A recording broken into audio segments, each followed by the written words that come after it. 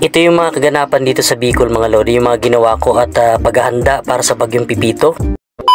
Yo, what's up mga ka-sir, to this video guys. Ito nga yung paghahanda ko dito sa padating na bagyong Pipito mga lodi. So keep safe mga lodi. So ang ginawa ko guys yan, sinecured ko muna yung aking sasakyan mga lodi. Kasi baka tamaan siya ng yero at mabasag yung salamin at napakamahal pa naman nun mga lodi. At wala tayong panggastos para pang repair. At syempre para safe siya mga lodi, ayan, pinagpinagasan ko muna siya mga lodi bago ko dalhin siya dun sa barangay hall mga lodi, kung saan safe siya dun mga lodi. At tingin ko naman hindi siya matatamaan ng yero mga lodi. So ito na nga guys, andito na ako dito sa may barangay hall namin. So ayan na nga guys, pinapark ko na yung aking sasakyan mga lodi para safe na siya mga lodi. At sabi daw dadating na yung bagyo dito sa amin sa Bicol mga lodi, mga madaling araw mga lodi ng gabi. So yan, mga 3 PM na ng hapon mga lodi. So ayan park ko na nga guys, at kasama ko nga si Princess, yung aking bunso mga lodi. At para safe talaga yung ating sasakyan mga lodi. At syempre lagi tayong handa sa lahat ng mga sakuna na darating mga lodi. At ayan nga guys, syempre dahil meron mga bata nag-dribble at nag-shooting mga lodi. So napa-shooting din ako mga lodi, kaya lang puro sablay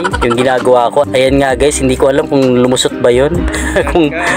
So ayan nga guys, ayan, binalik ulit sa akin. At ayan, sablay na naman mga lodi. At ito na lang ginawa ko guys, ayan kinutsara ko na lang mga lodi. So ayan nga guys, so lumusot naman. At ayan nga, nung pagbalik ko sa bahay mga lodi, pumunta naman ako dun yung parintahan ng bahay. So ako kasi yung caretaker niyan mga lodi. At ayan, ni-repair ko na rin siya mga lodi. Inayos ko na siyang mabuti para safe siya at hindi siya lumipad pag tinamaan talaga ng malakas na hangin mga lodi. So ayan yung ating pinaparintahan. At isa ako sa mga caretaker din yan mga lodi. Ayan nga, inayos ko na mabuti yan para safe yung ating nagre-renta mga lodi. So keep safe tayo mga lodi dito sa Bicol mga lodi. At ayan nga, medyo lumalakas na yung hangin mga lodi. At ayan, tinalian ko na yung panghuling tali ko dyan sa may poste ng gate na ginawa ko mga lodi, yung inayos ko mga lodi. At ayan nga, nagpaalam na ako kay Lola. At ayan, nakita ko yung mga tao at naglalagay ng mga pabigat sa kanila mga bubong mga lodi. At ayan nga, iba na yung kulay nung langit mga lodi. So mga bandang 5:30 ng hapon na mga lodi. At ayan